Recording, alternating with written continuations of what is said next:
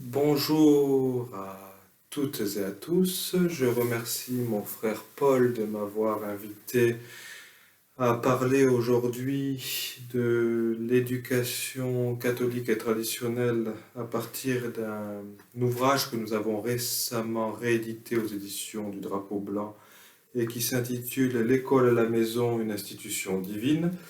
Alors, le bandeau que vous voyez ici est simplement dû au fait qu'il s'agit d'une épreuve, donc de la dernière épreuve relue avant l'édition et l'impression de cet ouvrage en septembre dernier.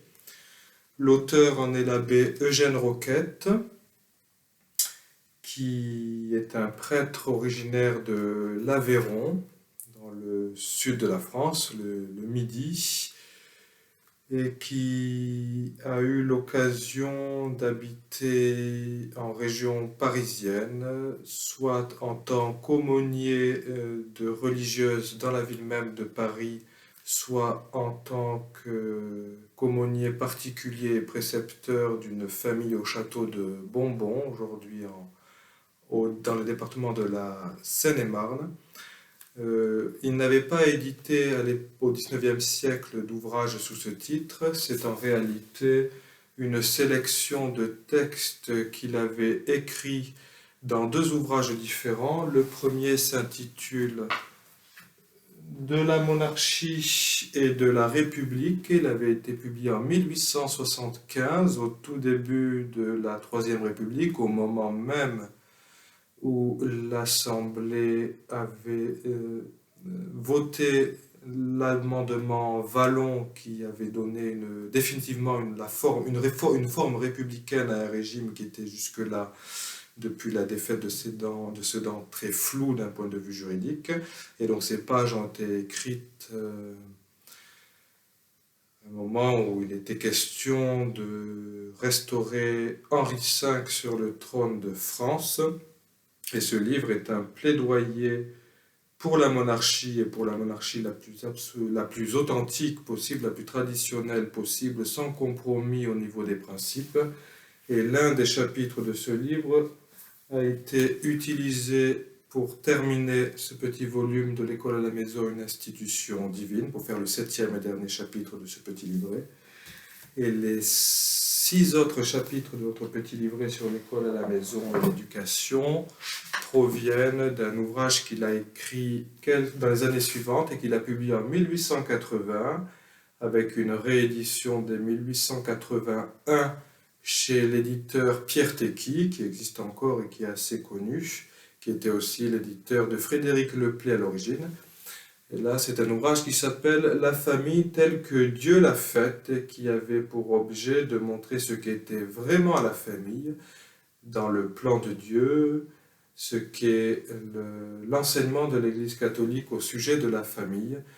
Et évidemment, il est question d'éducation, ce qui fait que 6 chapitres sur les plus de 50 chapitres que compte cet ouvrage assez volumineux ont servi à garnir ce petit livret sur l'éducation et plus spécialement sur l'école à la maison, puisque l'actualité française nous a donné l'occasion ces dernières années de nous rendre compte que ce qu'on appelle l'école à la maison était un fait particulièrement visé et attaqué par la Ve République française, dite française,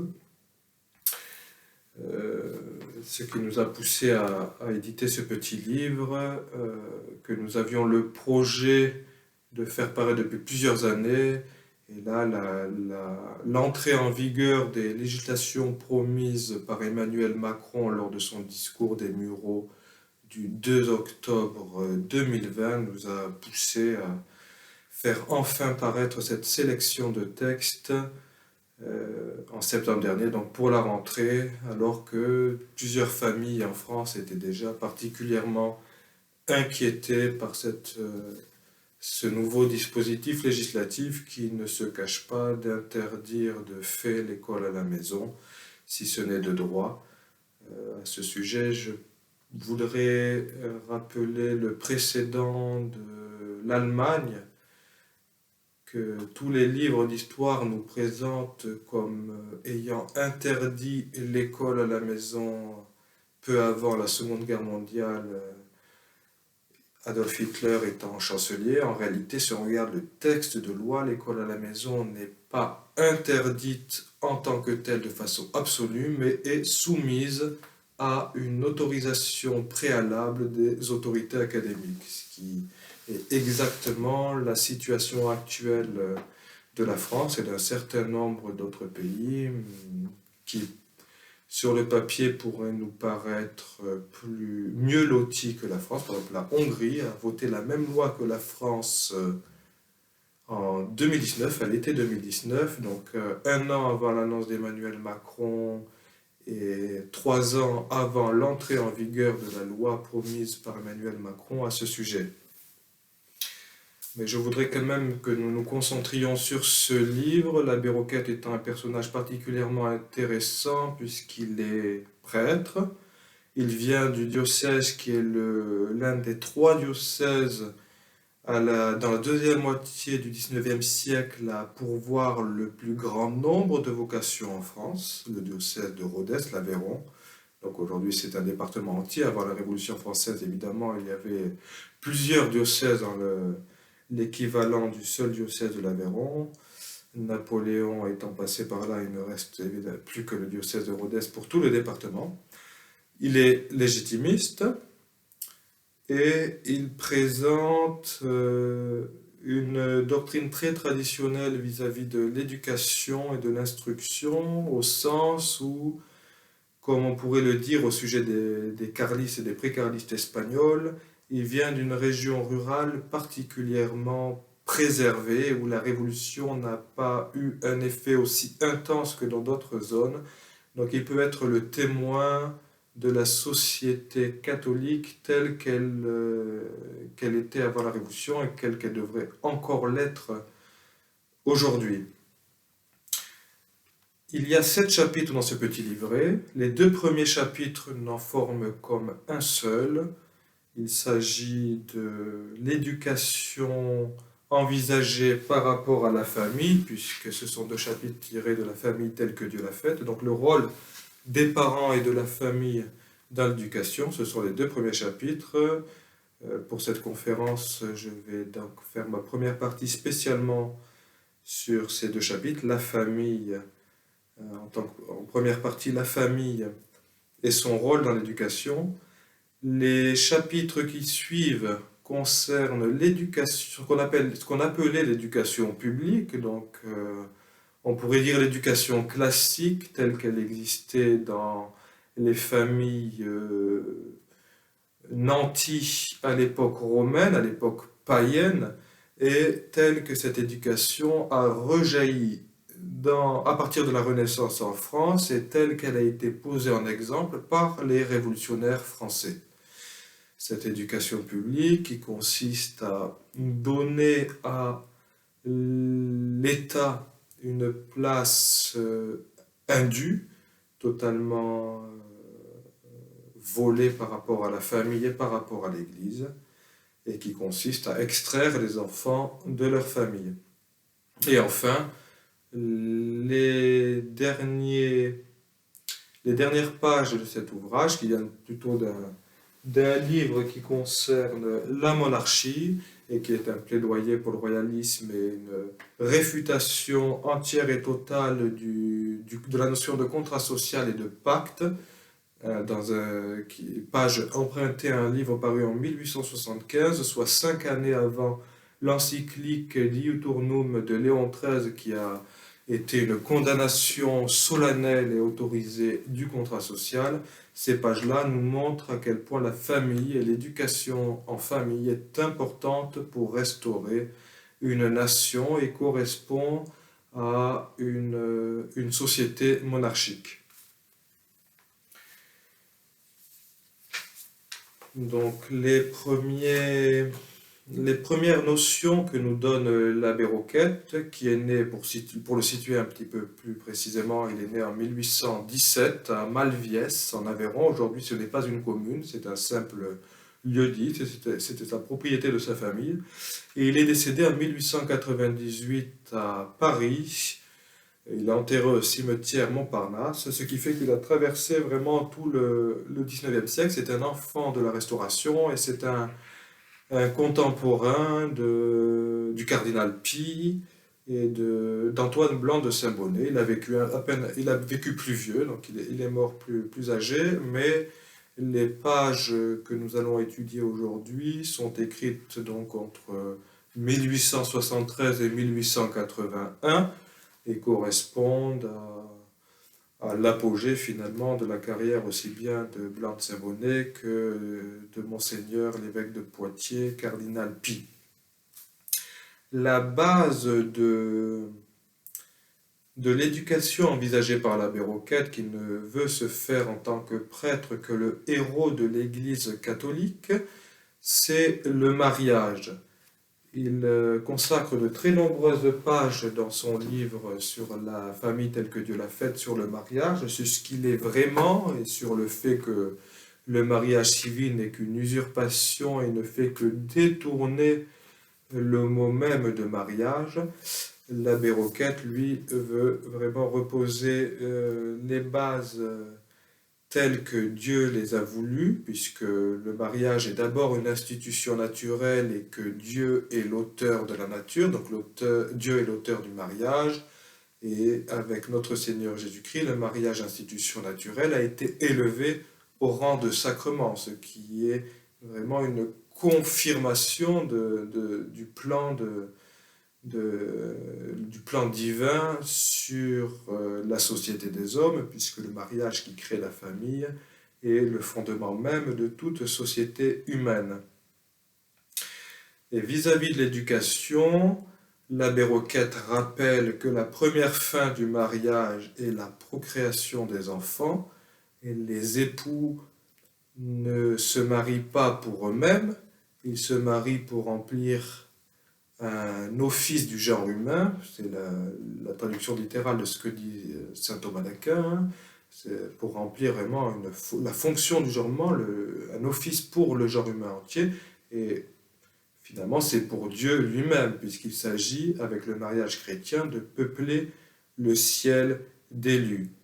Or, dans la définition des fins du mariage par l'Église catholique, la procréation est directement associée à l'éducation des enfants. Il est assez facile de procréer un enfant, cela prend assez peu de temps. En revanche, l'éducation, que l'abbé Roquette appelle une seconde création, une seconde procréation, demande beaucoup plus de temps, et il faut savoir que la raison péremptoire de l'indissolubilité du mariage, c'est précisément l'éducation des enfants. La naissance d'un enfant ne termine pas le mariage. Si le mariage n'était que la procréation, les époux pourraient se séparer, comme Rousseau le dit, dès que l'enfant naît, ou à peu près. Mais non, il faut bien éduquer l'enfant jusqu'à lui permettre d'atteindre l'âge d'homme parfait ou l'âge d'homme vertueux, selon les expressions de saint Thomas d'Aquin. Aujourd'hui, on emploie plutôt l'expression d'homme adulte, qui est peut-être un peu douteuse. Je pense que saint Thomas d'Aquin avait raison de parler d'âge parfait, d'homme parfait ou d'homme vertueux, qui soit capable de voler par ses propres ailes et de vivre de lui-même selon la loi de Dieu, sans avoir de parents pour veiller sur lui. Cette procréation, qui ne prend qu'un peu de temps et qui crée un être imparfait, le nourrisson, le nouveau-né enfant ne parle pas, ne peut se nourrir tout seul, ne marche pas, et c'est l'être imparfait par définition. Il faut donc que les parents veillent à ce qu'il soit petit à petit acheminé jusqu'à l'âge parfait, jusqu'à la vertu, donc en l'éduquant. Et l'éducation, si on prend les définitions de la philosophie thomiste, qui sont particulièrement bien rendues par monseigneur Henri Grenier, un Canadien francophone, qui est l'un des acteurs du renouveau néo-thomiste, plutôt au début du XXe siècle. Il était docteur en théologie, en philosophie et en droit canonique. Il a enseigné en grand séminaire au Québec. Il enseigne à l'université de Laval. Il a écrit un cours de philosophie qui a été en usage dans tous les grands séminaires catholiques du Canada pendant la première moitié du XXe siècle. Et il a même été traduit en version expurgée en français et en anglais pour l'enseignement secondaire et les petits séminaires. Il explique bien que l'éducation se compose de 4 parties dans l'ordre croissant. C'est d'abord l'éducation physique du corps, ne serait-ce que la nourriture. Ensuite vient l'éducation intellectuelle, ce qu'on appellerait aujourd'hui l'instruction. Puis l'éducation morale, qui concerne les mœurs et donc le comportement, et qui est donc beaucoup plus importante. Finalement, on peut être tout à fait ignorant d'un point de vue académique et avoir de bonnes mœurs et être moralement vertueux. Et enfin, le plus important, l'éducation religieuse. Ce sont les 4 composants de l'éducation. Et dans la famille catholique, ce sont les parents qui sont toujours responsables de ces 4 composants, quand bien même ils devraient ou décideraient de déléguer l'une ou l'autre de ces éducations.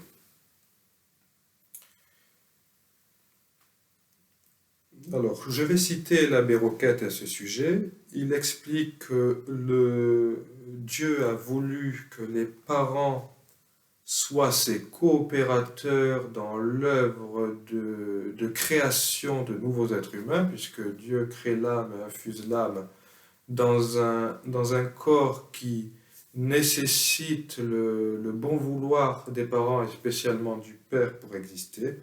Donc l'abbé Roquette emploie jusqu'à l'expression de vice-dieu, avec un D minuscule évidemment, pour qualifier cet acte de collaboration et pour montrer la grandeur du travail de coopération dans la procréation des parents. Donc, ce vice-dieu, donc les parents et spécialement le père, il crée, je cite, mais à l'inverse de Dieu, dans la privation de l'âge, puisqu'Adam et Ève avaient été créés à l'état vertueux parfait. Dans la privation de l'âge, de la raison et surtout de la grâce, en un mot, dans toute l'imperfection du corps et de l'âme. Ce n'est pas un homme qu'il fait, c'est un enfant. Grande différence avec Dieu. De là la nécessité pour lui de se remettre à l'œuvre et de travailler sans relâche durant de longues années pour achever cette œuvre à peine ébauchée, pour faire de cet enfant un homme, et de cette raison encore informe une intelligence. À la première création trop facile, donc la procréation, et qui n'est pour ainsi dire qu'une ébauche, doit donc nécessairement succéder une seconde infiniment plus laborieuse et plus longue, mais aussi plus noble et plus généreuse, c'est l'éducation. Fin de la citation. J'ai insisté sur le mot nécessairement, puisqu'en philosophie, ce qui est nécessaire est ce qui ne peut ni ne pas être, ni n'être autrement. Et il est évident que le nouveau-né ne se suffit pas à lui-même et a besoin d'autre chose que d'avoir vu le jour s'il veut accéder non seulement au bonheur surnaturel, mais au bonheur naturel. Après cette citation, on pourrait penser que l'abbé Roquette, en donnant une telle importance à l'éducation, la rende absolument impossible pour le commun des mortels, mais que nenni, il y a des grâces d'État, et si le bon Dieu a créé la nature de façon à ce que la famille soit le réceptacle et la première éducatrice des enfants, il a prévu des choses pour aider les parents. Je cite, « Cependant, il ne faut pas exagérer ces difficultés. Elles sont grandes, sans doute, mais Dieu qui aime les pères non moins que les enfants, a compensé ces travaux par des satisfactions équivalentes. » Fin de la citation. Cela veut dire qu'en effet, et c'est ce qu'on trouve aussi d'ailleurs chez Monseigneur Henri Grenier et chez saint Thomas d'Aquin, de nombreux philosophes thomistes qui reprennent saint Thomas d'Aquin, c'est que le Créateur a donné aux parents des appétences naturelles pour les aider à bien éduquer leurs enfants, notamment la patience, l'amour et même l'instinct de conservation et la perpétuité de la famille sont autant de choses qui vont aiguillonner les parents pour bien veiller à leurs enfants.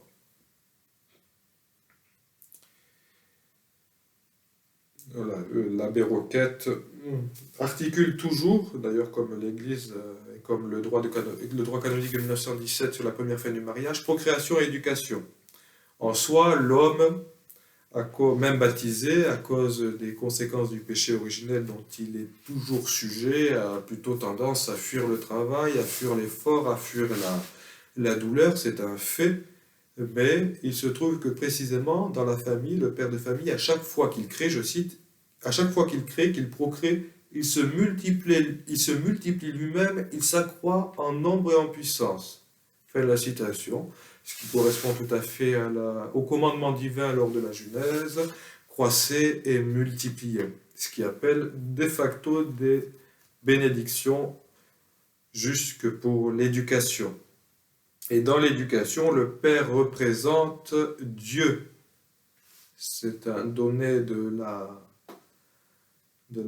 foi catholique qu'on obéit aux autorités légitimes sur la terre à cause de Dieu. Et donc on obéit indirectement à Dieu en obéissant aux autorités qu'il a voulues pour nous. La possession d'un homme, je cite, est un si grand avantage qu'elle compense tout et au-delà. Donc évidemment, c'est un sacrifice financier, de temps, de lutte contre l'égoïsme et autant de sacrifices prévisibles, mais que Dieu rétribue même naturellement et encore plus surnaturellement quand on est chrétien. La conclusion, c'est évidemment que l'éducation est plus laborieuse que la procréation. Ici, par conséquent, vont commencer les tribulations et les douleurs, du moins pour le père de famille, puisque pour l'enfantement, la mère de famille a déjà son lot de douleurs.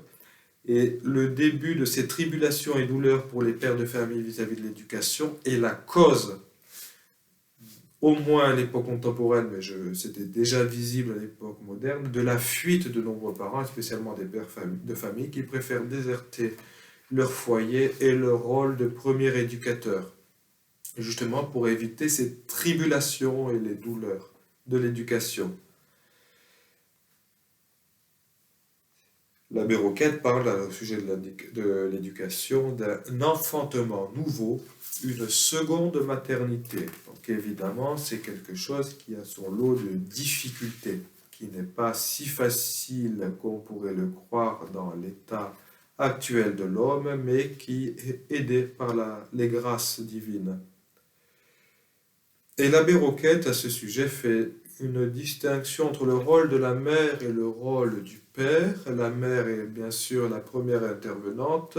Les moralistes de l'Église catholique ont toujours tenu à ce que la mère allaite, si elle le peut évidemment, puisqu'il y a des circonstances qui font que les choses idéales sont impossibles.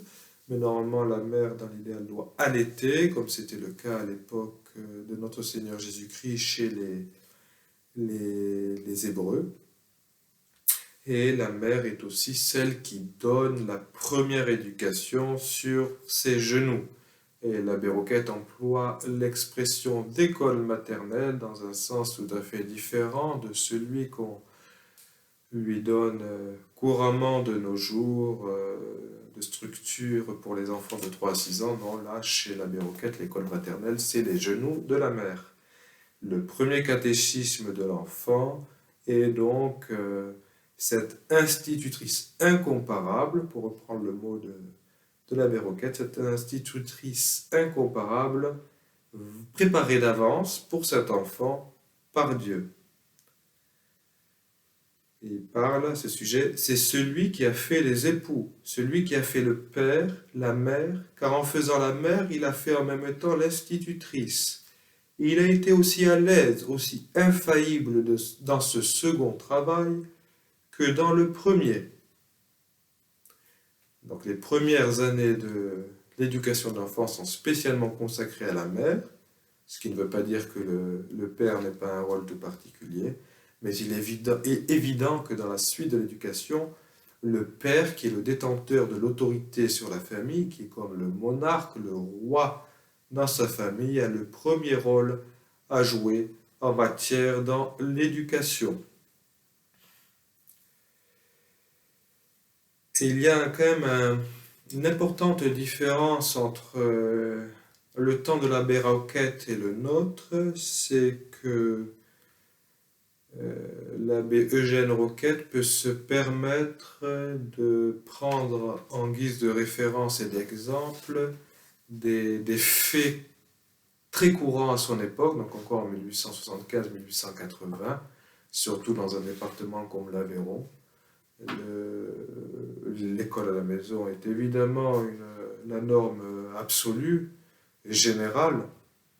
Et évidemment, on n'imaginait pas, sauf cas d'orphelinat ou cas extrêmement particuliers de mineurs qui devraient travailler pour subvenir aux besoins de leur famille, on n'imagine pas qu'un enfant tout petit puisse être mis à la crèche ou à l'école maternelle. Donc l'abbé Roquette écrit par exemple des passages comme, je cite, « Les choses dont je parle sont trop ordinaires, trop à la portée de tout le monde, pour que personne puisse avoir la fantaisie d'inventer. » Fin de la citation. Donc il témoigne d'une époque, spécialement dans une société rurale et paysanne telle que celle de l'Aveyron, ultra-catholique, c'est le département aussi de Louis de Bonald. Il témoigne donc de cette éducation domestique qui est généralisée dans à peu près toutes les classes sociales et où les enfants restent globalement dans leur maisonnée, y compris pour travailler, puisqu'on a énormément de paysans, et si on n'est pas paysan, on est souvent artisan, et tout se passe dans un espace géographique restreint. Et la seule sortie des enfants, finalement, c'est celle du catéchisme, ou des écoles paroissiales de l'époque de Louis XV, qui n'étaient en fait que des catéchismes qui apprenaient aussi à lire et à écrire aux enfants qui en avaient besoin. Nous le verrons un peu plus tard, puisqu'il cite l'ordonnance de Louis XV à ce sujet. Et l'abbé Roquette, en prenant l'exemple de sa terre-patrie, qui est probablement, au moment où il écrit, l'une des plus préservées de France, et on pourrait prendre des exemples ailleurs aussi en France, notamment dans le Poitou, dans le bas Poitou en particulier, on pourrait prendre des exemples aussi en Espagne, ça fonctionne. Les enfants restent catholiques, restent monarchistes, ce qui est important et ce qui, d'après l'abbé Roquette, va ensemble, surtout en France. Et je vais citer l'abbé Roquette. Mais comment ce miracle d'une éducation si facile, si sûre car elle réussit toujours, si rapidement cependant et si parfaite s'est-il accompli? C'est là le secret de Dieu et de la mère, mais surtout de Dieu qui a fait l'enfant si docile et la mère si dévouée. Et ici, je ne parle pas de mères choisies, de mères élégantes et distinguées par leur éducation. Hélas, ce sont celles-là peut-être qui élèvent le moins bien leurs enfants. Donc évidemment, si on veut faire de son enfant un président de la République plutôt qu'un bon chrétien, il y a peu de chances que l'éducation domestique fonctionne. Il faut bien remonter au principe supérieur et regarder l'essentiel, c'est-à-dire le salut des âmes. Et transmettre le nécessaire et le plus utile en premier, donc l'éducation religieuse avant tout. Et si on veut transmettre l'éducation religieuse de façon prioritaire, on transmettra aussi l'éducation morale, intellectuelle et physique. Cela ne fait aucun doute, puisqu'elles ne sont finalement que des parties de l'éducation supérieure, qui est l'éducation religieuse, qui dépasse ensemble, puisqu'elle fait le bonheur éternel de l'être humain. Et l'abbé Roquette parle que c'est là, dans cette éducation maternelle qui regarde à l'essentiel, l'éducation telle que Dieu l'a faite. C'est un vrai miracle, miracle de simplicité, de grandeur, de force et de douceur, d'efficacité et d'infaillibilité. Car, je l'ai dit, l'éducation naturelle réussit toujours. Ce sont les éducations factices, artificielles, étrangères et surtout vénales qui échouent sans cesse, la nature étant toujours infaillible dans ses opérations, l'art presque jamais. Donc on pourrait épiloguer très longuement philosophiquement là-dessus. La nature a été créée par Dieu, il ne l'a pas voulu pour rien, il lui a donné toutes les lois qui lui permettent de se conserver, et même de normalement marcher vers lui. Donc ce qui est naturel est en quelque sorte nécessaire. Le genre humain a commencé sur deux premiers parents qui n'ont eu besoin de rien d'autre qu'eux-mêmes et que les dons de Dieu, y compris après avoir perdu la grâce, pour élever au moins naturellement leurs enfants. Et le genre humain, toute la société des hommes s'est créée sur la famille. La société civile n'est qu'un développement de la famille et ne peut se permettre de la nier. La famille est une société imparfaite, au sens d'Aristote et de saint Thomas d'Aquin. Une société imparfaite est la société qui poursuit pour fin un bien incomplet. C'est le cas de la famille, puisque la famille, ou qu'on appellerait plus exactement la société paternelle, a pour fin l'éducation des enfants, ce qui est un bien incomplet pour l'homme, puisque son bien complet, c'est la béatitude. Le bien complet de l'homme, c'est la béatitude, donc qui ne peut être donné que par l'Église et par la cité, chacun dans son ordre. Mais la famille étant une société imparfaite dont la fin est l'éducation des enfants, c'est-à-dire que cela ne veut pas dire qu'elle n'a pas les moyens de réussir l'éducation de ses enfants. L'histoire est là pour nous le montrer d'ailleurs. Pendant des millénaires, l'éducation des enfants n'a reposé que sur la famille seule, soit comprise en tant que société paternelle, c'est-à-dire en tant que foyer nucléaire, soit prise comme société domestique, une expression que Louis de Bonald aimait beaucoup, donc ça intègre les domestiques souvent, et puis une famille un peu plus élargie. Et on peut parler aussi de société érile, comme Aristote et comme Monseigneur Henri Grenier, donc prélat canadien, acteur du néotomisme en Amérique du Nord.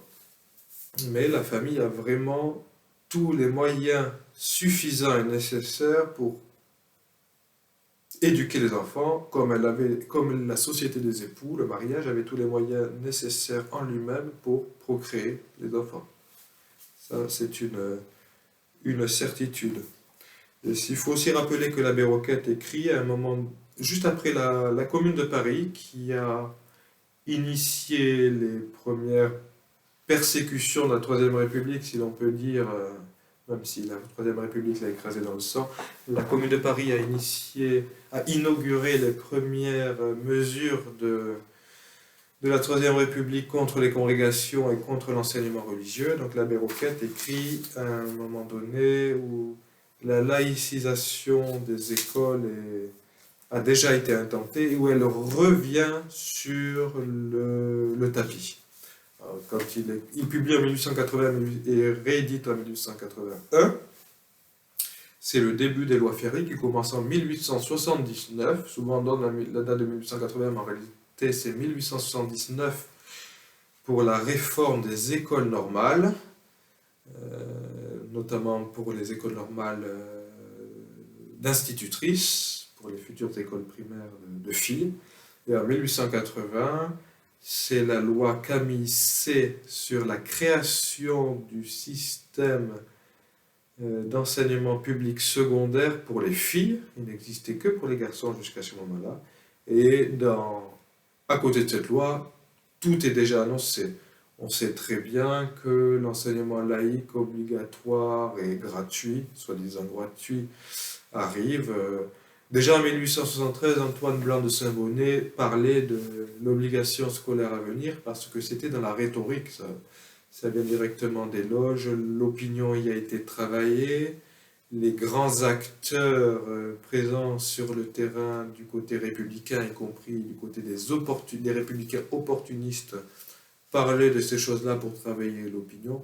Ça semblait inéluctable, d'autant plus qu'il y avait le président de la commune et d'autres précédents dans l'histoire, spécialement avec la Révolution française et des précédents en demi-teinte aussi avec les Bonaparte.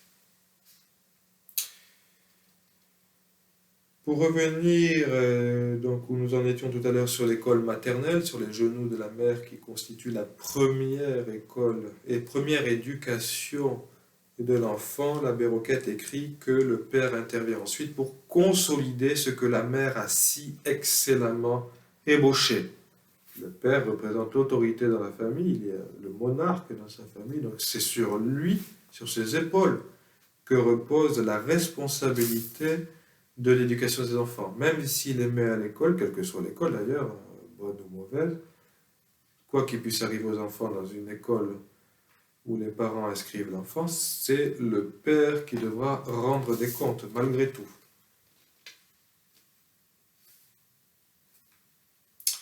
Et l'abbé Roquette marque le passage de la primauté de la mère à la primauté du père en matière d'éducation au moment de ce qu'il appelle l'adolescence, c'est-à-dire le moment où le corps de l'enfant va commencer à se développer rapidement et à rattraper le retard qu'il avait par rapport à l'esprit, puisque chez l'homme, l'intellect se développe avant le corps.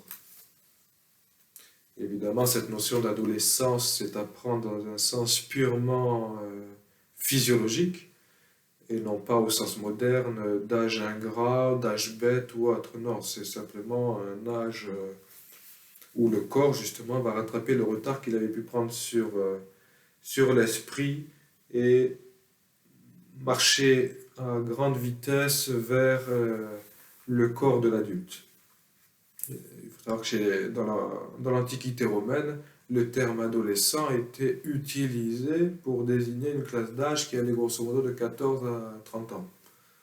Donc là, en langue française, ça s'est un petit peu avancé, ça serait donc l'âge de la puberté qui peut varier selon les races, selon les éducations aussi, et selon l'alimentation, ça a probablement des effets. Mais dans tous les cas, même à l'époque de l'âge où la mère a un rôle prépondérant, le père doit savoir ce qui se passe, doit veiller, doit décider, en prenant conseil évidemment. Et je rappelais il y a peu l'importance du contexte d'écriture de ces pages, donc dans le début des lois Ferry. L'abbé Roquette est dans ses deux ouvrages, donc sur la famille et sur la République et la monarchie, quelqu'un de plutôt prophétique. Il a fait un grand nombre d'annonces qui se sont vérifiées, ce qui rend ses dires beaucoup plus intéressants pour nous. Il prévoit donc bien à l'avance, donc en 1875-1881, le retour du divorce, l'institution du baptême républicain, les obsèques civiles qui n'avaient jamais existé, l'Union européenne, le mondialisme, l'écroulement de la Chine par la perte des valeurs familiales et de la natalité. Et il y a d'autres choses de la sorte qui le rendent particulièrement intéressant parce que tout ce qu'il prévoit se réalise. Il y a aussi évidemment au sujet du mariage civil, quand il écrit le mariage civil, et surtout en Aveyron évidemment, n'est pas considéré comme un mariage. Les gens sont obligés de passer à la mairie, mais ils y passent 2, 6, 3, 10 mois avant le mariage à l'église, qui est le seul vrai mariage. Mais déjà, l'abbé Roquette explique qu'au bout d'un moment, malheureusement, si rien ne change, ça rentrera dans les mœurs et les gens croiront que le mariage civil est un véritable mariage. Donc il y a beaucoup de sujets où l'abbé Roquette est particulièrement lucide, et sur l'école et l'éducation et sur les projets de Ferry et consorts et de la franc-maçonnerie, il est particulièrement lucide, donc il sait très bien quand il écrit ces pages en 1879-1880 que tout ce que Ferry a prévu non seulement va passer, mais que ça va aller encore plus loin. Et à ce sujet-là, il défend l'école à la maison de façon particulièrement amusante, puisque Ferry a fait de la gratuité, de l'obligation et de la laïcité les 3 piliers de l'école de la Troisième République. Et l'abbé Roquette va écrire un petit passage très amusant à ce sujet-là pour leur expliquer très rapidement que dans ce cas-là, il suffit de se reposer sur les familles, il n'y a pas besoin d'embaucher des instituteurs, des hussards noirs de la République. Il écrit, euh, voilà, au sujet de l'éducation, l'école à la maison, voilà, dis-je, la véritable éducation, celle qui est gratuite, obligatoire et même laïque. Gratuite pour l'enfant et même pour le père, car celui-ci l'a faite lui-même et sans interrompre en rien ses travaux. Obligatoire aussi pour le père, plus encore que pour l'enfant. Mais il n'a pas eu besoin qu'on lui fît entendre ce mot désobligeant. Il a été instituteur comme il était père, et la nature a travaillé avec lui et pour lui. Laïque enfin, car qu'y a-t-il de plus laïque que l'homme marié et père de famille? Et dans un autre passage, l'abbé Roquette explique que les parents valent bien des religieux pour l'éducation de leurs enfants. De leurs enfants, eux, pas les enfants des autres, évidemment. Et donc on est vraiment dans le contexte de guerre aux congrégations, d'arrivée de l'école communale, et l'abbé Roquette pose véritablement l'école à la maison comme la solution pour éviter la communale, ce qu'on appelle la communale laïque. D'ailleurs, à ce sujet, c'est l'occasion de rappeler qu'il s'est dit, ces dernières années, depuis le discours d'Emmanuel Macron en octobre 2020, que Jules Ferry, soi-disant, aurait défendu l'école à la maison ou l'aurait soi-disant consolidée. En réalité, c'est absolument faux. À cette époque-là, la France n'était pas mûre pour accepter l'interdiction de l'école à la maison, surtout une France profondément rurale. Donc la Troisième République s'est contentée de la limiter, ne serait-ce qu'en imposant l'instruction obligatoire en langue française. Ce qui fait qu'à peu près toute la Bretagne était éliminée, toute la paysannerie de la France entière quasiment.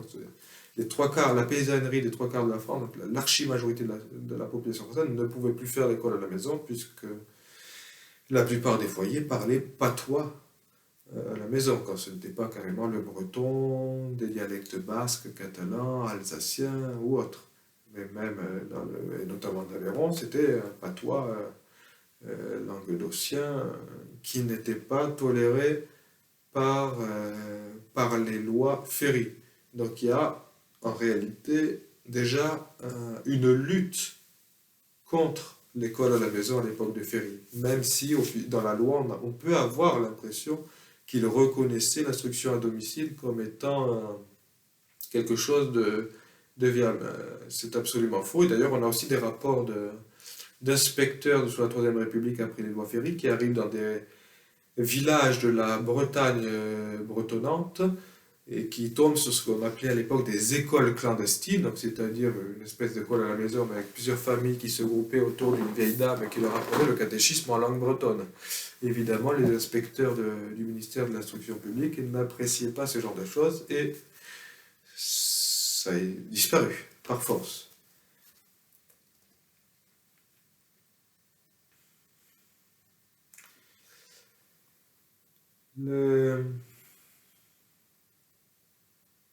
Je vais citer encore un autre passage de l'abbé Roquette contre Jules Ferry et ses propensions. Ceux qui réclament à si grand cri l'instruction gratuite, obligatoire et laïque, savent-ils qu'ils sont si bien dans le vrai? Seulement cette éducation n'est pas celle qu'ils pensent. L'instituteur qu'ils préfèrent est bien laïque, il ne l'est même que trop. Mais c'est tout ce qu'il a de l'instituteur. Aussi nulle loi divine ou humaine ne le force à se faire précepteur. Et quand il le fait, ce n'est pas pour le bien d'enfants qui ne sont pas à lui, c'est pour le sien. Au lieu d'élever des enfants, il élèverait, comme me permettre ce que je vais dire, il élèverait, dis-je, des veaux, s'il y trouvait plus de profit. Et ce que je dis de l'instituteur n'est pas pour l'humilier. Ce n'est pas son affaire d'élever les enfants des autres. La nature ne lui a rien donné pour cela. Elle donne du lait aux mères, elle en refuse à celles qui ne le sont pas. Elle donne du dévouement et de l'autorité au père, elle en refuse aux autres, voilà tout. Donc l'abbé Roquette s'attaque au mercenariat des instituteurs de la République.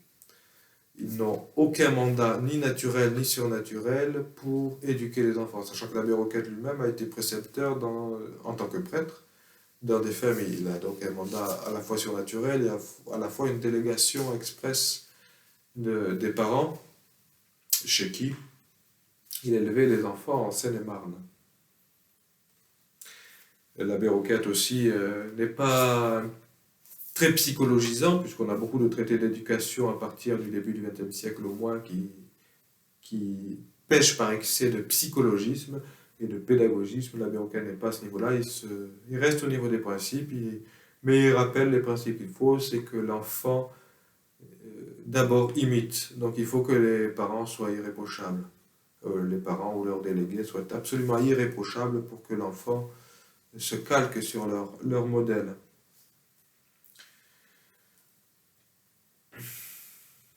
Ce qui est très intéressant aussi dans le livre de l'abbé Roquette, c'est qu'on a choisi le titre École à la maison. L'expression elle-même n'intervient jamais sous la plume de l'abbé Roquette. C'est plutôt une traduction qui est arrivée en France assez récemment depuis l'anglais. Alors je ne sais pas si c'est l'anglais des États-Unis ou du Canada, mais le homeschooling, donc école à la maison. Mais dans l'abbé Roquette, on a les expressions de l'école de famille, l'école que Dieu a faite, l'éducation que Dieu a instituée. On a tout un champ lexical qui revient à cette idée-là, qui, d'ailleurs, soit dit en passant, dans le Code de droit canonique de 1917, le Code Pio-Bénédictin, malheureusement, le terme école n'est pas défini, c'est une lacune d'un point de vue juridique, mais le titre consacré aux écoles, qui est assez court, commence par des canons qui ne parlent que des parents et de la famille. Les premiers canons du titre « Les écoles » dans le Code de droit canonique de 1917 ne parlent que de la famille et des parents, ce qui veut bien dire que la famille est une école. C'est ce que veut rappeler l'abbé Roquette face à Jules Ferry et aux Républicains à l'époque, c'est que s'il y a bien une école qui a été créée par Dieu dès le commencement de l'humanité, c'est la famille.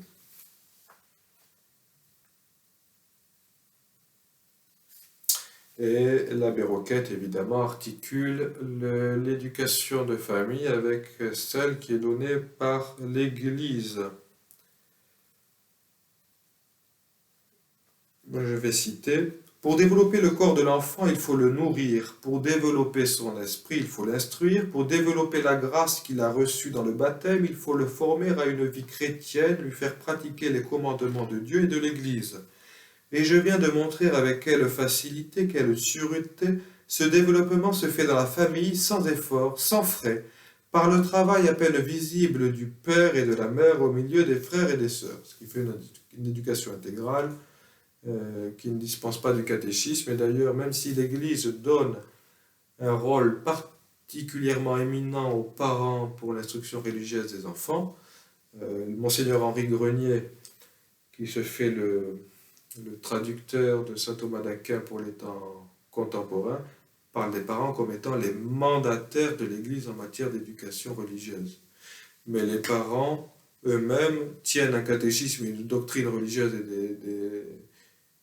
qu'ils n'ont pas inventé, qu'ils tiennent eux-mêmes de l'Église enseignante, et ils ont besoin de l'Église pour donner les sacrements.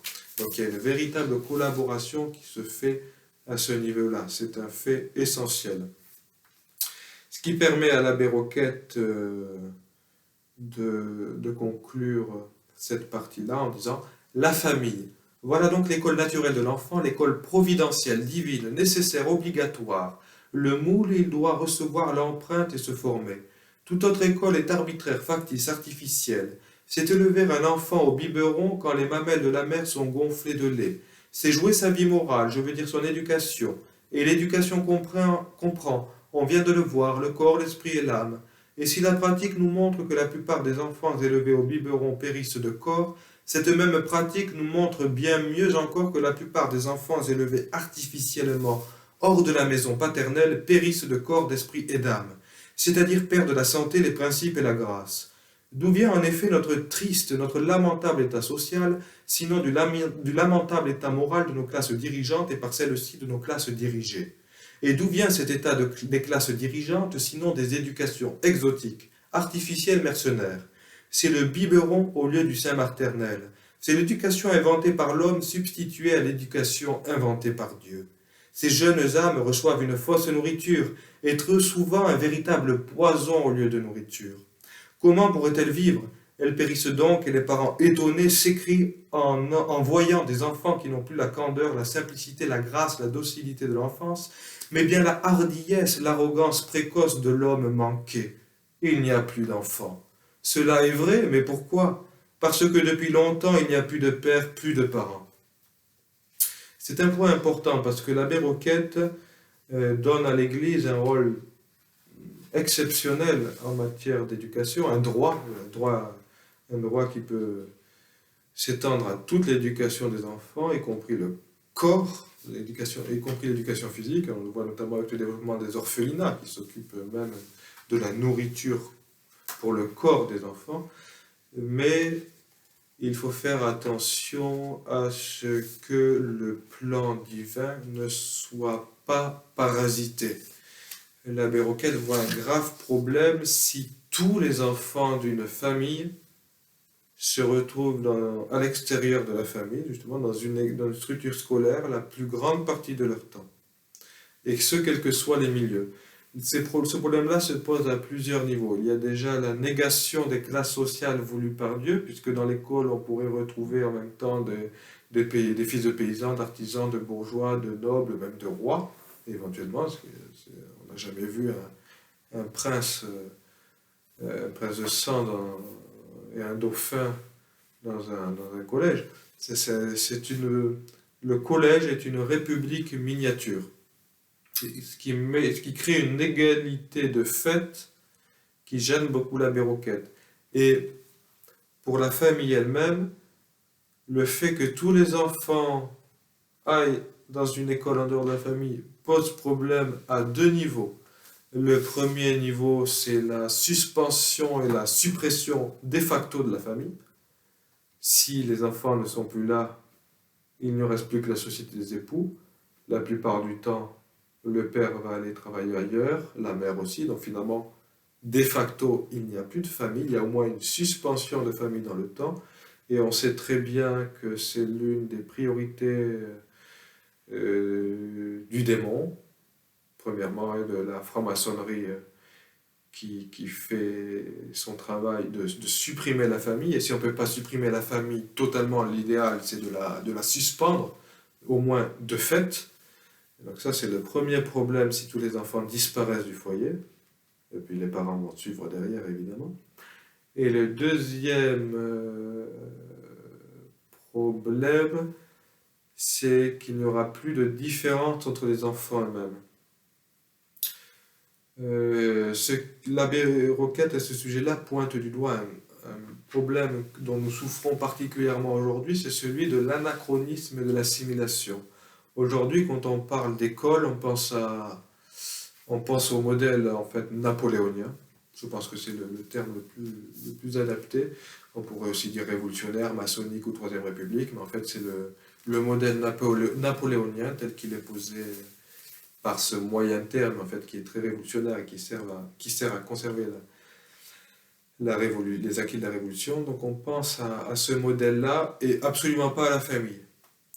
Et inversement, on va aller voir le mot école, ou d'autres mots d'ailleurs que le mot école dans le passé, aussi bien dans l'Antiquité romaine qu'au Moyen-Âge ou qu'à l'époque moderne. On va dire, oui, là on parle d'école, donc il n'y a pas de souci, on peut mettre nos enfants, par exemple, à 2 ans et demi dans une école qui a l'air de tenir la route, parce qu'on peut trouver tel texte qui vante l'école. Mais en réalité, la chose n'est absolument pas la même. Et le problème vient de ce que l'on se moule sur un modèle, bien souvent, qui n'est pas catholique et qui peut correspondre même à des formes d'écoles qui soit ont été condamnées par l'Église catholique, soit qui n'ont pas été voulues par l'Église catholique, soit que l'Église catholique a laissé disparaître ou fait disparaître. À ce sujet-là, il y a un livre qui est assez intéressant sur l'éducation en général, c'est l'histoire de l'éducation dans l'Antiquité d'Henri Irénée Marou, donc ça a déjà plus d'un demi-siècle. Là, c'est le volume sur le monde romain qui parle beaucoup de l'éducation à l'époque de l'Empire romain, y compris chrétien au début du Moyen Âge, et qui montre bien, qui pose beaucoup d'enjeux sur le problème sémantique autour de la notion d'école et d'éducation. Et est-ce que la République n'aurait pas voulu nous faire prendre des vessies pour des lanternes en nous habituant petit à petit à un modèle qui n'est pas du tout celui auquel nous devrions souscrire? Ce qui nous amène directement à la question de l'éducation publique qui occupe une grande partie de ce livre et qui vient d'un débat, ce qu'on a appelé la querelle des classiques de la Révolution. Un débat ouvert dans les années 1840, au même moment que la guerre scolaire au XIXe siècle. C'est un débat ouvert par Monseigneur Gaume dans son livre sur la Révolution, en plusieurs volumes, où le Monseigneur Gaume va chercher, Monseigneur Joseph Gaume, donc il y a beaucoup de rééditions encore disponibles, c'est un prélat antilibéral et contre-révolutionnaire très, très réputé du XIXe siècle, et il va se poser la question de d'où vient la Révolution. Il n'est pas le seul à se poser la question. Il y a déjà, au même moment, à peu près au même moment, juste après, on a Antoine Blanc de Saint-Bonnet qui explique que la Révolution a d'abord éclaté dans les domaines des idées au XVIIIe siècle avant d'accoucher en 1789 d'une révolution politique et législative. Et c'est sur le même plan que se fonde Monseigneur Gaume en réfléchissant à l'origine, à la source des idées révolutionnaires. Et il pointe du doigt les collèges d'Ancien Régime, qui sont, pourtant sur le papier, on aurait pu croire que c'était une union du trône et de l'autel, puisqu'on avait des enseignants religieux, aussi bien du clergé régulier que séculier, et qui pouvaient se retrouver dans des collèges créés par l'État, y compris par Louis XIV lui-même, puisque des personnages comme Voltaire ou Montesquieu ont étudié dans des collèges créés par Louis XIV en personne. Et Monseigneur Gaume, dans son étude, montre que tous les révolutionnaires, qui sont principalement des avocats, ou des petits nobles désargentés, ou pas forcément désargentés, mais les frères Robespierre, parce qu'il y a quand même deux Robespierre, ce sont des nobles désargentés qui ont étudié grâce à des bourses. Et Monseigneur Gaume va montrer qu'ils sont passés dans tel collège et que dans leur collège, on trouve, dans leur classe même, dans leur promotion même, on trouve une dizaine de révolutionnaires, membres de l'Assemblée constituante, par exemple, ou de l'Assemblée nationale. Alors il y en a beaucoup qui ne sont pas connus, mais on a quand même Féron, il y a quand même des pointures. Et ce n'est pas que dans le collège de Robespierre, c'est un petit peu partout. On a même en Allemagne la secte des Illuminés en Bavière qui est créée, l'acte fondateur s'est passé dans un collège jésuite. On a tout ce phénomène-là où les collèges ont servi de lieu de recrutement pour les sociétés secrètes, principalement la franc-maçonnerie, puis pour les révolutionnaires. Monseigneur Gaume impute cela à l'enseignement des classiques, c'est-à-dire des auteurs païens. Et en réalité, Monseigneur Gaume n'est pas le premier à pointer du doigt ce problème, ou du moins à l'avoir identifié, puisqu'on a l'abbé Fleury, qui à la fin du XVIIe siècle déjà évoque les mœurs des Israélites, donc de l'Ancien Testament, qui faisaient l'école à la maison, et il loue cette façon de faire. L'abbé Roquette le cite longuement sur son livre sur les mœurs des Israélites. Et l'abbé Fleury évoque à ce moment-là les collèges en disant au moins les Israélites de l'ancien temps savaient l'essentiel, étaient moralement bons et étaient formés pour ce qu'ils devaient savoir du point de vue religieux. Alors qu'aujourd'hui dans nos collèges, on peut bourrer le crâne des collégiens sans qu'ils connaissent l'essentiel. L'abbé Fleury, donc, quand il dit cela, est plutôt traditionnel. Plus tard, au XVIIIe siècle, on peut trouver l'abbé de Saint-Pierre, lui qui est un peu plus moderne qui serait classé parmi les pédagogues par Jean de Viguerie, qui a écrit un petit livre très intéressant sur les pédagogues de cette époque-là. Et l'abbé de Saint-Pierre lui-même, qui est plutôt très favorable à l'éducation publique, à la romaine et à la grecque, remarque tout de même qu'il y a un gros problème, donc on est bien avant la Révolution, au XVIIIe siècle, qu'il y a un gros problème avec ces collèges, puisqu'il propose de créer des cours de vertu et d'engager des professeurs de vertu. Ce qui signifie qu'il y a un problème de fond avec ces collèges. Et donc Monseigneur Gaume va, après la Révolution française, qui est quand même l'événement qui peut dessiller tous les yeux, le problème devient évident. Il n'était qu'en gestation à l'époque de l'abbé Fleury puis de l'abbé de Saint-Pierre. Là, Monseigneur Gaume peut l'ausculter de façon générale et il va tout faire peser sur les classiques. L'abbé Roquette, lui, va aller un peu plus loin. Il souscrit à ce que dit Monseigneur Gaume. D'ailleurs, Antoine Blanc de Saint-Bonnet avait fait de même dans les années 1850. Il avait dit en effet, dans les collèges, on a une instruction qui est religieuse, et qui est donnée par des religieux, mais on a une éducation qui est païenne, puisqu'elle est calquée sur un modèle païen. Et donc il dit, c'est l'aveu suprême. Instruction religieuse, éducation païenne, ce n'est pas bon. L'abbé Roquette part sur ces bases-là, il dit, mais le problème, ce n'est pas seulement l'étude des classiques, puisqu'on pourrait faire l'école à la maison et étudier les classiques. Alors évidemment, il vaudrait mieux étudier les pères de l'Église, mais on pourrait étudier les classiques à la maison, il n'y aurait aucun problème, on n'aurait pas de réfrigéraires, on n'aurait pas de républicains. Et dès les années 1875-1880, il prend finalement des exemples historiques, il dit il n'y a jamais aucune révolution qui s'est faite au nom d'Homère ou de Cicéron. C'est jamais arrivé. Et aujourd'hui, nous, avec le recul, on a quand même 150 ans de recul de plus. Les classiques sont totalement, absolument oubliés. Leur nom est même inconnu, je pense, de 90% de la population française. Même Cicéron, probablement, la plupart des habitants de l'Hexagone, comme il faudrait dire aujourd'hui, ne connaissent même pas son nom. Donc les classiques ont disparu de la circulation, le grec et le latin aussi, donc même les pères de l'Église sont passés aussi à la trappe avec, et pourtant on n'a jamais été aussi révolutionnaire et républicain qu'aujourd'hui. Donc, ce qui tend à montrer que l'abbé Roquette avait raison en disant que le problème ne venait pas de l'étude des classiques, ne venait pas tant de l'étude des classiques, donc on peut se passer évidemment, il vaut mieux étudier, si on veut faire du latin, Saint-Augustin ou Saint-Cyprien, mais le problème ne venait pas tant de l'étude des classiques que des collèges eux-mêmes, et surtout du fait d'envoyer des classes sociales très différentes dans une même structure scolaire, et tous les enfants d'une famille, et donc de suspendre la famille. D'ailleurs, ça me fait penser à ce sujet-là. Roquette parle d'un certain Ducos, qu'on ne connaît pas trop, Ducos.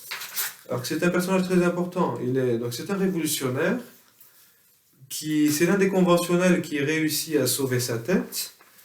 Il est directeur puis consul, c'est le troisième consul avec Bonaparte, avec l'abbé Sieyès, donc Ducos, Sieyès et Bonaparte, et c'est le premier vice-président du Sénat que crée Bonaparte.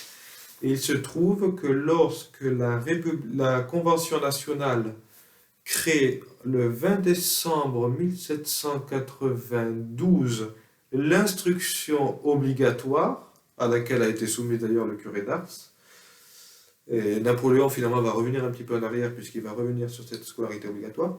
Donc Ducos va être le principal intervenant de cette loi qui crée les écoles primaires, et l'expression même d'école primaire apparaît en décembre 1792 sous la Révolution française, de même que l'expression de premier degré d'enseignement, avec une instruction obligatoire qui à cette époque-là ne concerne 15 jours par semaine, et les conventionnels voient ça comme une grande victoire. Un seul jour par semaine, c'est pas grand-chose, hein. Et puis c'est pas de 3 à 18 ans comme aujourd'hui. Et bon, il y avait des problèmes logistiques évidemment, mais ce qui est très intéressant, c'est que ce monsieur Ducos, franc-maçon, avocat de Dax, dans les Landes de Gascogne aujourd'hui, et disait que, bon, il ne pouvait pas interdire l'école à la maison. C'était factuellement impossible. Son but, il disait, c'était de la restreindre. Il disait que l'école à la maison était revêtue de vices politiques. Et je cite, dans notre situation présente, elle, l'éducation domestique, peut devenir le dernier refuge de l'aristocratie. Je ne veux pas non plus la proscrire, mais la restreindre. Et je fixerai à 2 années l'espace de temps que chaque enfant serait astreint à passer dans les écoles primaires. Si vous n'adoptez pas ce règlement, citoyen, il faudra travailler à résoudre ce problème. Comment concilier une constitution républicaine avec une éducation monarchique? Donc on est à 1 jour par semaine d'école sur l'espace de 2 années par enfant. C'est pas grand-chose, mais pour ces gens-là, c'est très important, surtout dans son discours pour faire passer cette loi du code, et la loi est passée évidemment, utilise les mots de liberté et d'égalité qui sont le secret maçonnique de l'initiation. Et ce qu'il y a de très intéressant, c'est que au début de son discours, ce monsieur Ducos dit « Si le bonheur individuel et la prospérité générale font l'objet de l'association politique, les moyens d'obtenir ces résultats appartiennent de droit à tous les citoyens. » Donc on a une notion d'association. L'école est considérée comme une association, comme une société libre, conventionnelle, contractuelle.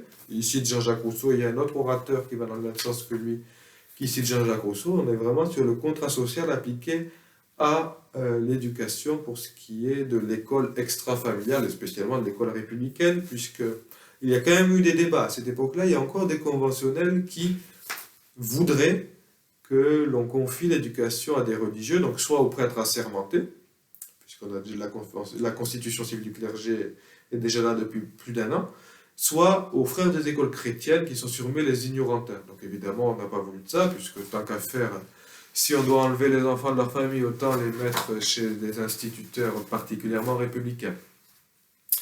Et dans la loi qui crée l'école primaire à ce moment-là, l'avant-dernière disposition de cette loi, c'est l'organisation d'une cérémonie dans chaque école, donc dans chaque commune, où, je cite, « Parmi les pères et mères de famille qui assisteront à la cérémonie de la rentrée, celui et celle qui auront ou auront eu le plus d'enfants, en présentant à l'instituteur des enfants assemblés, au nom des pères et mères de famille, déclareront qu'ils remettent entre ses mains leur autorité paternelle pour ce qui concerne l'instruction des enfants. » Donc il y a vraiment comme on demande un abandon de l'autorité paternelle entre les mains de la République. Donc finalement, ces conventionnels qui sont des révolutionnaires pur jus et très, très motivés, ils vont doucement malgré tout.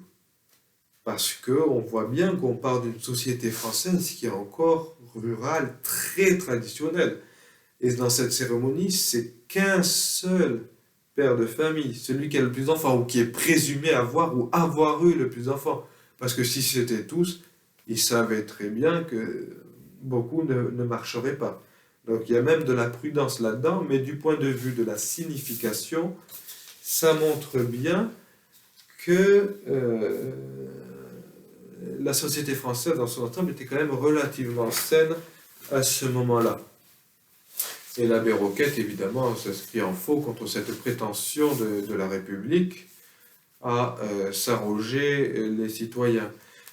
Saint-Just, qu'on présente parfois comme un génie littéraire, qui nous a laissé quand même des fragments d'ouvrages, lui préconisait le même genre de choses, mais il préconisait que les enfants ne soient élevés par la République que de 5 à 11 ans, puisque jusqu'à 5 ans, l'enfant appartient à sa mère. À la mère, pas au père, à la mère, si elle le nourrit. Si elle ne le nourrit pas, il n'en parle pas, on n'a pas le fragment là-dessus. Donc de 5 à 11 ans, il appartient à la République. Et toujours dans ses discours, aussi bien que ce soit Saint-Just, Ducos ou le conventionnel Petit aussi qui intervient à ce moment-là, il y a toujours des références aux Grecs, à l'Antiquité romaine, à l'Antiquité grecque, notamment à l'Antiquité grecque, et d'ailleurs l'abbé Roquette en parle aussi Et il évoque Platon. Platon lui-même critiquait l'éducation publique parce que c'était pour lui la marque de fabrique de Sparte, de Lacédémone, et il reprochait à Sparte d'élever les enfants par troupeaux, comme des poulains. Et donc Platon critiquait déjà l'éducation publique et les écoles, alors qu'à l'époque, c'était pas forcément de l'éducation, de l'enseignement, de la méthode simultanée comme aujourd'hui. Il y voyait une éducation par troupeau. Et pour conclure, ce qui est de très intéressant avec ce livre de l'abbé Roquette, avec un siècle et demi de distance quasiment, c'est de remonter jusqu'au principe supérieur, jusqu'au plan de Dieu, et d'essayer de voir à quel point nous avons pu nous laisser dresser par un modèle scolaire qui n'est pas voulu de Dieu, qui n'est pas catholique, quand bien même il reprendrait le même nom d'école que ce qui a pu exister ou ce qui peut exister dans l'Église catholique. C'est une réflexion importante à avoir, surtout que le temps passé dans ce qu'on appelle aujourd'hui l'école, et qui est une école de modèle au moins napoléonien, en fait beaucoup plus, le temps passé à l'école pour les enfants est beaucoup plus important. Là, les âges auxquels ils sont concernés deviennent de plus en plus importants. Donc c'est aujourd'hui de 3 à 16 ans pour l'instruction en tant que telle. De 16 à 18 ans, c'est la formation qui est obligatoire, donc il y a un petit flou, mais qui risque de se durcir. Et déjà à l'époque de Ségolène Royal, je crois que c'était sous le quinquennat de François Hollande, il était question que ce soit dès 2 ans et demi. Et on a des théories éducatives, au moins depuis Montessori, et puis il y en avait plein d'autres à l'époque, il était de l'âge de 2 ans qu'il faudrait mettre les enfants à l'école.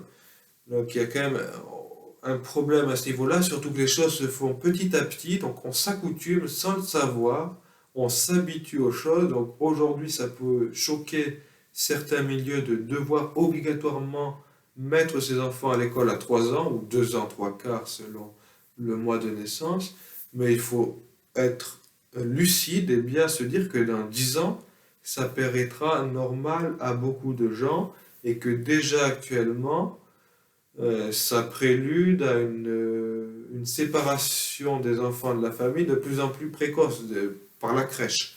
Les choses se font petit à petit. Et il y a eu dans les papiers confisqués par la police vaticane dans les ventes de Carbonari en Italie au XIXe siècle, un grand nombre de papiers qui concernent spécialement la famille et les enfants. Et le but des Carbonari, donc de cette franc-maçonnerie particulièrement active, c'est d'aller à la jeunesse et à l'enfance. Et je cite, l'essentiel est d'isoler l'homme de sa famille. L'homme, donc le père de famille en premier, puisque si le père de famille démissionne, il n'y a plus de famille. Il est la tête de la famille, donc si on coupe la tête, le corps dépérit, meurt rapidement. Mais ça vaut aussi pour les enfants, et d'ailleurs Notre-Dame du Bon Succès à Quito, entre la fin du XVIe siècle, je crois que c'est 1596, c'est la troisième apparition déjà, 1596, et la dernière apparition, ça doit être 1634, il y a déjà cette notion de corruption jusque dans la famille, et d'enlever les enfants à la famille, qui est déjà annoncée par la très sainte Vierge Marie, avec la franc-maçonnerie d'ailleurs qui n'avait pas d'existence encore officielle à l'époque. Le message de Fatima aussi évoque ce phénomène-là. Sœur Lucie, dans des révélations ultérieures, disait que la bataille finale, Satan se concentrera vraiment sur la famille. Alors il nous faut veiller à faire en sorte que nos familles existent réellement. Alors évidemment, il y a des circonstances qui font que pour subvenir aux besoins de nos familles, nous pouvons avoir besoin, par exemple le père de famille, et parfois pour la mère, même si ce n'est pas souhaité, de travailler en dehors du foyer, ce n'est pas souhaitable, mais ça, les circonstances peuvent le rendre nécessaire, ça peut devenir un moindre mal, mais ce n'est pas l'idéal. Mais dans l'ensemble, il faut vraiment veiller à sauvegarder nos vies de famille, à tout faire pour consolider la famille, puisque le diable veut détruire la famille, donc pour répondre au diable et pour aller à l'encontre du diable et répondre aux desseins divins, qui de toute façon se retrouve déjà dans la Genèse, il nous faut tout faire pour consolider la famille. C'est ainsi que concluait Monseigneur Henri de Lassus son livre sur l'esprit familial. C'est la société vient de la famille, nos nations viennent de la famille, la France vient des pères de famille français christianisés, évangélisés par les évêques français qui ont fait le royaume de France comme les abeilles font la ruche. Donc c'est par la famille que la restauration se fera aussi. Il faut bien avoir cela en tête et faire attention à ne pas se laisser marcher sur les pieds et à ne pas imiter un modèle révolutionnaire jusque dans les écoles. Surtout que l'abbé Roquette nous indique qu'il y a un fossé entre ce qui est enseigné par des prêtres et ce qui n'est enseigné que par des mercenaires. Ça ouvrirait un très très très très grand débat sur ce qui est vraiment une école catholique, surtout de nos jours, où en période de crise généralisée, et surtout aussi et plus encore dans l'Église, normalement l'adjectif de catholique est attribué par l'ordinaire du lieu, donc l'évêque diocésain dans 99% des cas. Nous sommes évidemment dans une situation de nécessité, mais qu'est-ce qu'est vraiment l'école catholique? Est-ce que le pape Pie XI qui évoquait l'école catholique ferait entrer dans ce cadre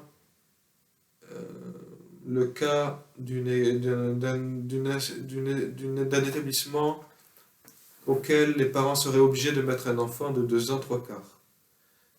Comme il cite saint Thomas d'Aquin qui dit qu'il est contre la justice naturelle de séparer l'enfant de ses parents ou d'en disposer de quelque façon que ce soit sans leur consentement avant l'âge de raison, qu'il situe à 7 ans pour le premier âge de raison et à peu près à 12 ans pour la deuxième étape, le deuxième âge de raison. À la vue de ce texte, on peut on peut conclure logiquement que non, pour un enfant de 2 ans, 3 quarts, ce n'est absolument pas possible. Alors, au Japon, vous êtes heureusement protégé à ce niveau-là. Vous êtes assez libre, mais il peut y avoir une pression sociale importante qui vous pousse à faire comme les autres. Et les autres, globalement, ne s'occupent pas beaucoup de leurs enfants, généralement. C'est pas mal. Et n'ont pas beaucoup d'enfants. Et c'est aussi un mérite de l'abbé Roquette de nous montrer que plus on prend à cœur l'office du mariage, donc une fonction pour le genre humain qui est d'engendrer, de procréer, plus on procrée, plus on éduque. En soi, c'est logique, puisque l'un et l'autre sont liés. Si on commence à refuser la procréation, on refusera plus facilement l'éducation. Et comme l'éducation des enfants est la raison péremptoire de l'indissolubilité du mariage, si on refuse d'éduquer ses enfants ou si on essaie de les avoir le moins possible, en soi, il n'y a pas que l'école, et on peut se débarrasser des enfants de plein d'autres manières. Ça, c'est certain. Mais plus on va se décharger de ce rôle d'éducateur en tant que parent, plus on aura de chances d'avoir un mariage faible qui ne remplit plus son rôle et voire qui arrive au pire. Et c'est ce que nous pouvons constater autour de nous. Alors, je pense que le Japon est une société un peu plus traditionnelle à ce niveau-là que la France, mais ça suit la même pente. Mais c'est vrai qu'en France, on voit qu'il y a de moins en moins d'enfants, pour des raisons parfois extrêmement coupables. Et les parents s'occupent aussi de moins en moins de leurs enfants, ils sont de moins en moins bien élevés.